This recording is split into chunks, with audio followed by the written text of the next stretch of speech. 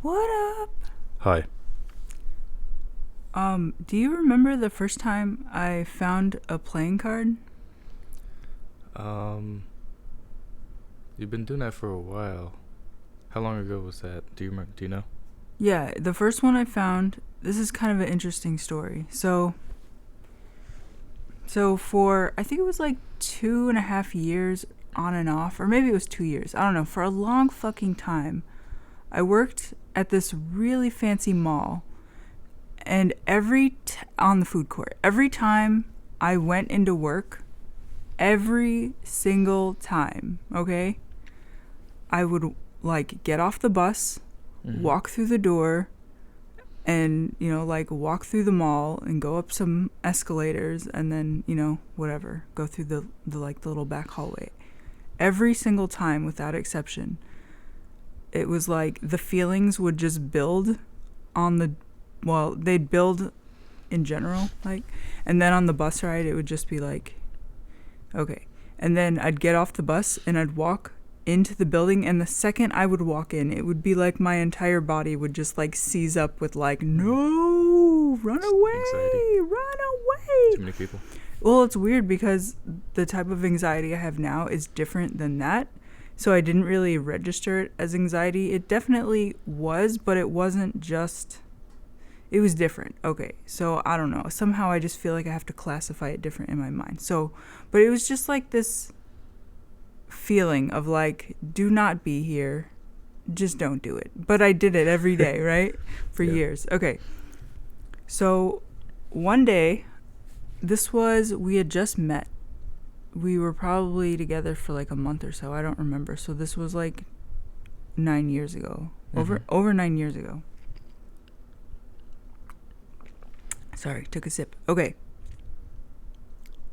So I was walking to the train from our apartment. I was walking to the train to go to work.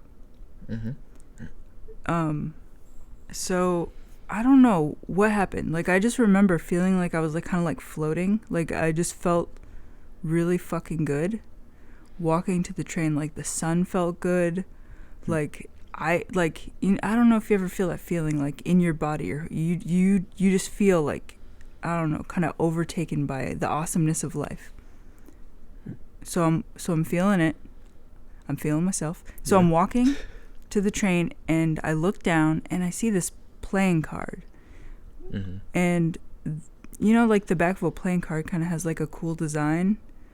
Like that. How do you describe that? Kind of like, come on, help a girl out. How do you describe like the back of a playing card? Not that everybody knows what the back of a play. I just need someone to tell me, what is that design? Geometric? Sure. I don't know. We'll go with that.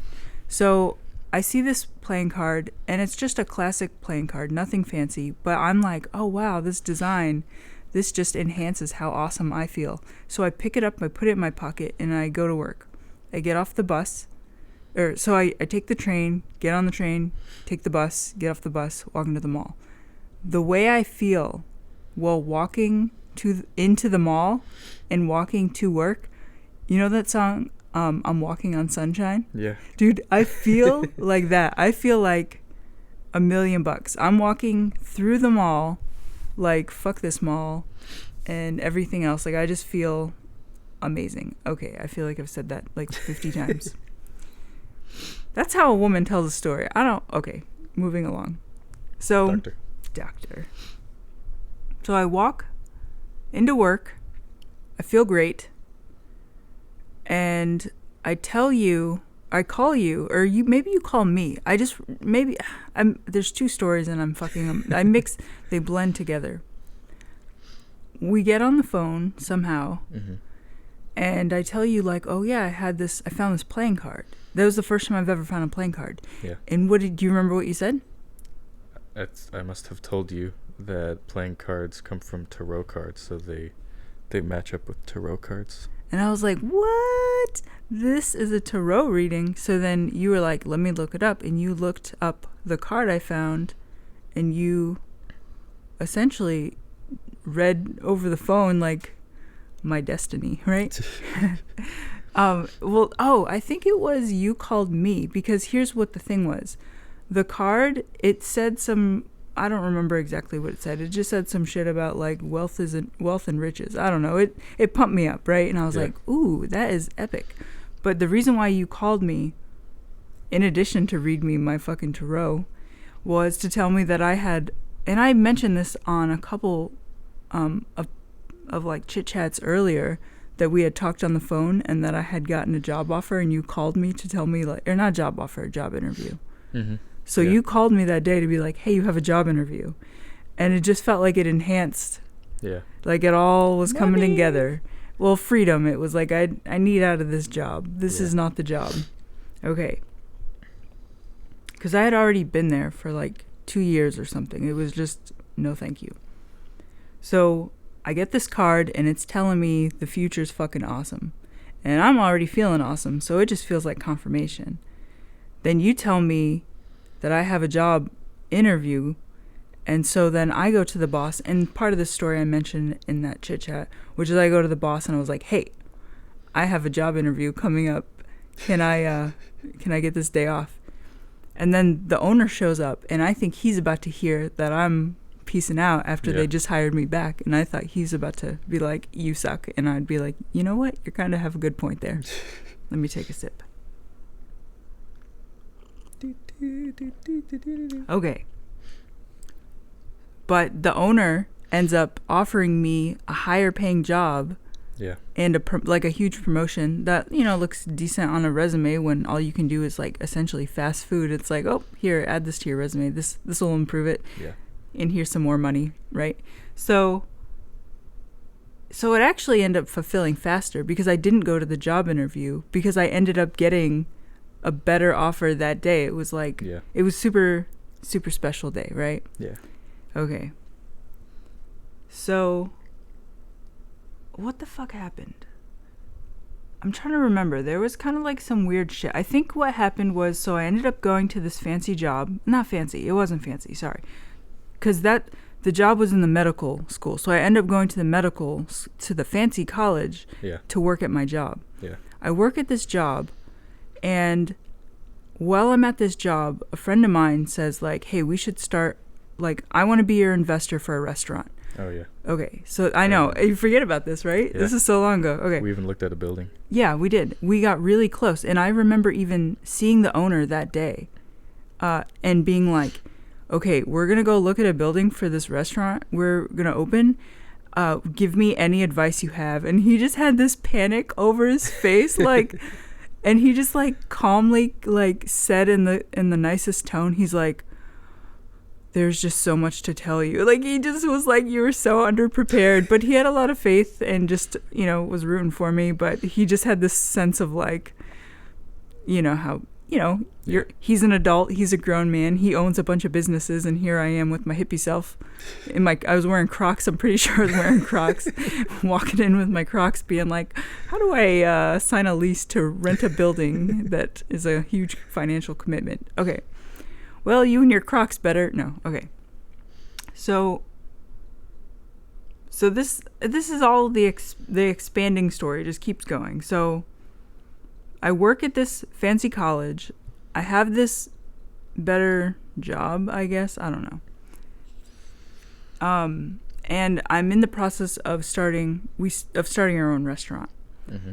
Now, we get super close to signing a lease and getting, like, our friend who's going to be the investor, like, she's, like, super close to getting the loan secured and all this nonsense.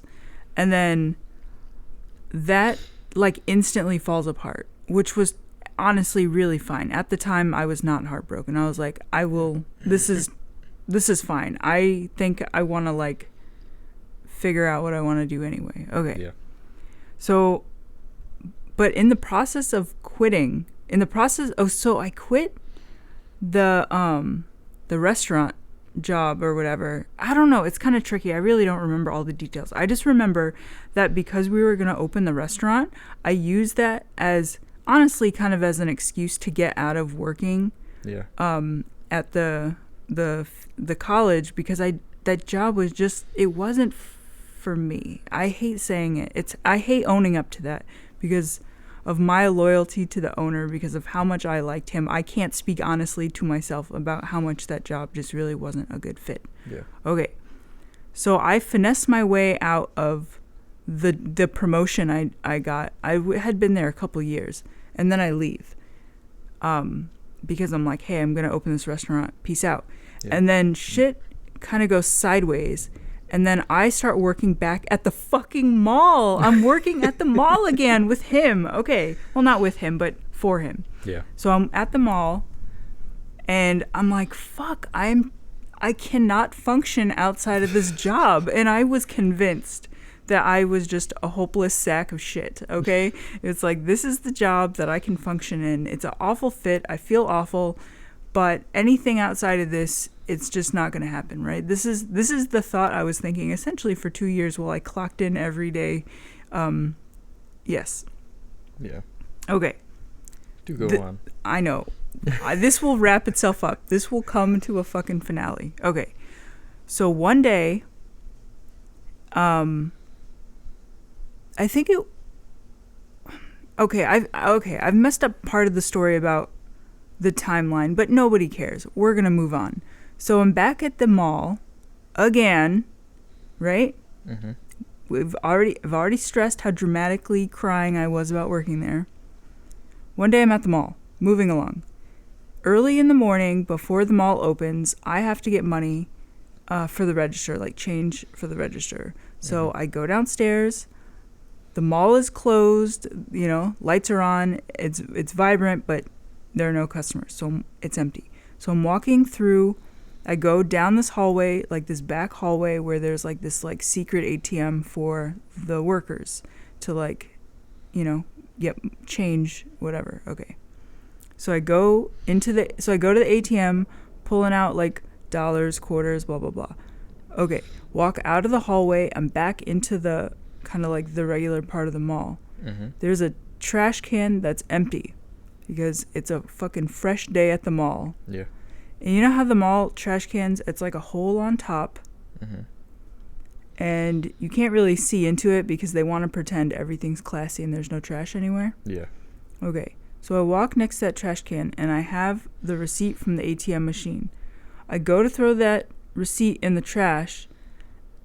I don't know why. This is the weirdest thing. You could see that this was an empty trash can. There was nothing in the trash can. And I didn't even dumpster dive. It was years before we started dumpster diving. Yeah. Okay, I swear I'm wrapping this up. I feel like I'm being overly dramatic. Okay, so I reach into this empty trash can for unknown reasons. Just did it. Pulled out a fucking playing card. People, are you hearing this story? This empty trash can early in the fucking morning at like 9 o'clock in the morning in the fancy fucking mall has a fresh trash bag, the little receipt I just threw in it, and a fucking playing card. I pick up the playing card. I fucking make a beeline directly to the phone, and I call Mark, and I'm like, Mark, what the fuck does this playing card mean? And you look it up, and I will never forget what it said. You read this whole thing, and this quote, never forget this quote. It said, "You are bound to the past and blind to the future." And it was exactly how I felt about my job. I was bound to the past because I felt like I could not leave. I had all these situations that I could reflect on the past of leaving and just not functioning and having to go back to this job because I could at least function, okay? Yeah. And so I could not imagine where I would be outside of this job. I was blind to any potential outside of this job. It said this. At least that's how my hippie mind interpreted it. I hear this bit of wisdom, and it all fucking clicked. Like, so the next day I got a job waitressing in downtown Dallas, and it was a fucking perfect fit. Yeah. It was like so much better, and I worked there for like a year and a half, and then we saved $24,000 in 18 months while I was at that job because I wasn't fucking around. And then we moved to the tiny house for a year, and that was a different story. Okay, moving along. to wrap this up, so that card was huge. It absolutely changed me. It was like because I didn't see the pattern. I didn't connect the dots. Like, I connected the dots on how I felt, but I didn't realize how the way I felt was really controlling my behavior. So then that showed me, and then I took control, whatever the fuck that means. I did something. And I've been finding cards ever since. Like, we go on walks, and it's not all the time. It's maybe like once or twice a year, I'll be on a walk and I'll look down and there's a card. And then what was it? It was on Tuesday, or was it last week? I think it was last week. Last week we went for a walk in the morning, and I picked up a card, and it was fucking perfect. And it said all the comforting things that my ass needs to hear about my life being awesome, and to zip it. Zip all this crying. You need to zip it. Peace.